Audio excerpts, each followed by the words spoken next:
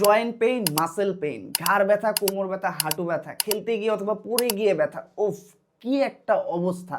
আর এই ব্যথা থেকে রিলিফ পাওয়ার জন্য কিন্তু আমরা অনেক ধরনের পেইন কিলার খাই, যেটা আমাদের কিডনি এবং লিভারকে কিন্তু অনেক বাজেভাবে ইফেক্ট করে। আর পেইন কিলার খেয়েও কিন্তু ব্যথাগুলো একেবারে যায় না। আর এই যে স্করপিয়ন ব্যথার বামটা, এইটা কিন্তু এই ধরনের ব্যথার জন্য বেস্ট।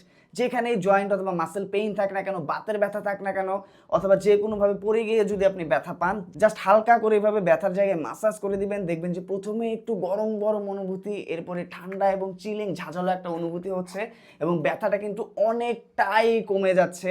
এবং এটা যখন আপনি রেগুলার ব্যথার জায়গাটাতে ইউজ করবেন, দেখবেন যে ব্যথাটা আস্তে আস্তে অনেকটা রিলিফ হয়ে যাচ্ছে, কোনো প্রকার কোনো পেইন কিলার ছাড়াই। আপনার কিন্তু লিভার এবং কিডনির যে ক্ষতি সেটাও হচ্ছে না, এবং আপনার ব্যথাটাও কিন্তু আর আসছে না, এবং আসলেও কিন্তু এইটা দিয়েই অনেকটা রিলিফ হয়ে যাচ্ছে।